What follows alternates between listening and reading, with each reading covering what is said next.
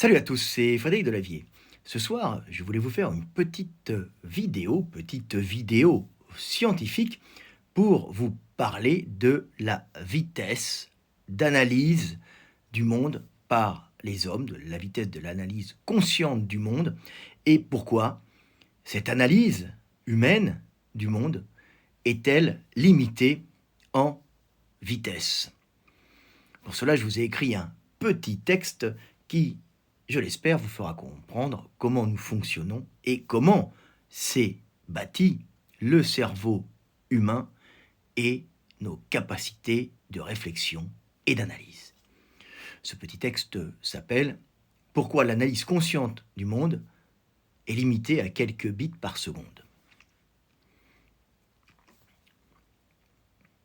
Alors que le corps humain reçoit par ses sens et traite une quantité colossale d'informations, l'analyse consciente du monde, qui a fait la force de l'être humain pour s'imposer sur tous les continents et amorcer sa conquête de l'espace, quant à elle, ne représente qu'une part infime de l'information traitée en permanence par notre cerveau. La capacité d'analyse consciente humaine semble donc contrainte symboliquement à quelques dizaines de bits par seconde, sans possibilité d'augmenter cette vitesse de traitement de l'information par la conscience. Ce qui étonne les gens qui ne comprennent pas la cause ontologique de cette limitation, la cause de ce mur infranchissable. En effet, l'organisme humain traite en permanence une énorme quantité d'informations. Ainsi, symboliquement, le traitement de l'information en bits par seconde est approximativement de 1 million de bits pour la vue, 900 000 bits secondes pour l'audition, 700 000 bits secondes pour la proprioception, c'est-à-dire l'information concernant la position du corps et des membres, l'équilibre et les tensions musculaires dans les fascias, 500 000 bits secondes pour le toucher ou la somesthésie, qui correspond à la pression, à la vibration, à la température ainsi qu'à la nociception ou douleur. 100 000 bits secondes pour l'odorat, 10 000 bits secondes pour le goût, alors que l'analyse consciente du monde ou la pensée analytique humaine ne dépasse pas en traitement d'information les 10 à 50 bits secondes. La conscience humaine n'étant pas limitée dans ce qu'elle peut intégrer, mais dans la vitesse à laquelle elle peut organiser, hiérarchiser et enchaîner ces informations. Pourquoi notre espèce, si intelligente, se retrouve-t-elle confrontée à cette limitation? Pourquoi sommes-nous incapables, biologiquement, d'analyser consciemment le monde beaucoup plus vite, comme le ferait une IA sans conscience? D'où vient cette barrière infranchissable, biologiquement, que nous avons finalement contournée et dépassée par l'intermédiaire de nos intelligences artificielles?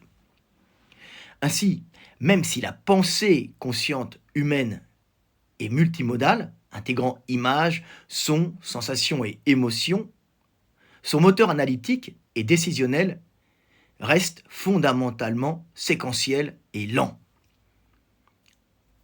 Pour comprendre pourquoi nous ne pouvons pas penser plus vite que nous le faisons actuellement, c'est-à-dire à quelques dizaines de bits secondes pour les plus performants d'entre nous, il est important de comprendre comment notre cerveau s'est constitué au cours de l'évolution de notre lignée.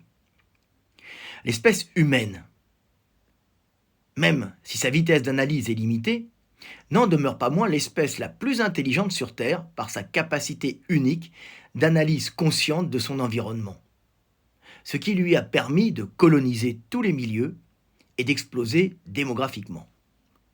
Cette capacité d'analyse consciente humaine est directement liée à notre morphologie de bipède et à notre entrée en savane il y a plusieurs millions d'années.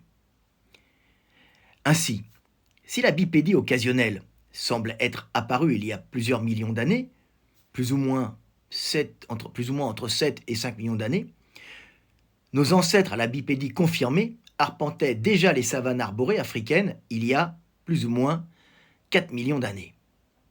C'est avec les premiers australopithèques que l'analyse consciente du milieu se développa autour d'un outil linguistique découvert fortuitement, qui fut véritablement le socle fondateur sur lequel s'érigea notre intelligence humaine si particulière.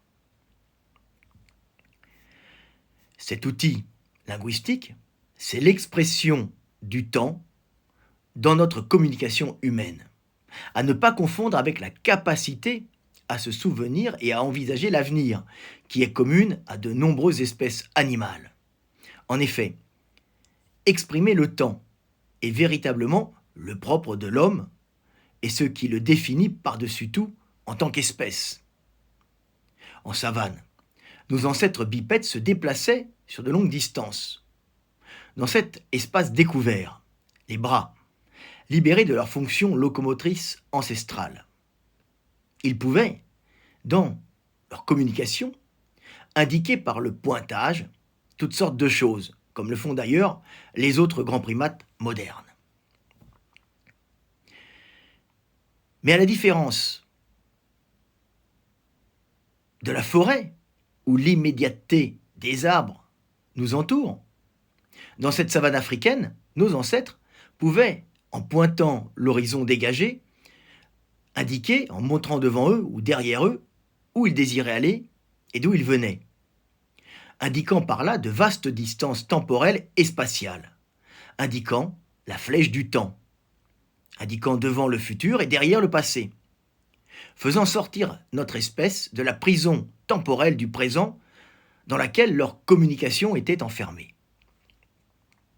Il ne restait donc plus qu'à accompagner de deux sons bien distincts ces deux gestes fondateurs, deux sons très basiques comme O et A, enlever les gestes, et nos ancêtres avaient inventé fortuitement l'expression du temps verbalisé, faisant basculer l'humanité dans un monde historique où nos ancêtres pouvaient enfin exprimer le passé pour enseigner de leur vécu et exprimer le futur pour préméditer des actions en groupe afin de conquérir le monde et de s'imposer progressivement comme espèce invasive ayant imprimé sa marque le plus visiblement dans l'histoire du vivant.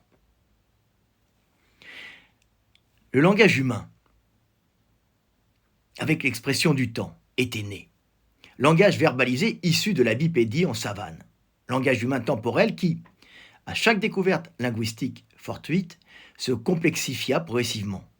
Notion de temps verbalisé permettant de jouer avec un vocabulaire de plus en plus complexe, vocabulaire fait de mots de plus en plus nombreux et subtils, qui permettent une communication de plus en plus précise afin d'organiser les relations sociales, d'apprendre des expériences passées et de calculer et préméditer des actions futures.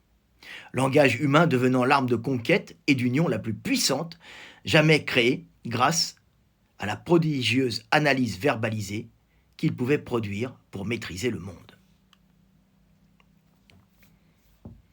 Mais, si puissante que puisse être l'analyse verbalisée humaine, cette analyse est limitée en vitesse à un goulot d'étranglement physique qui est la vitesse de la parole humaine.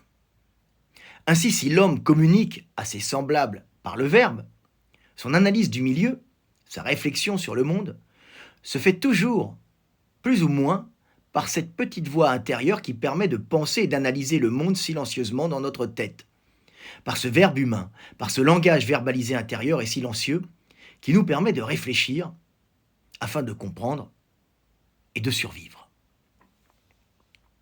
Si intelligente que notre espèce soit, elle ne peut pas penser et analyser le monde plus vite qu'elle ne parle.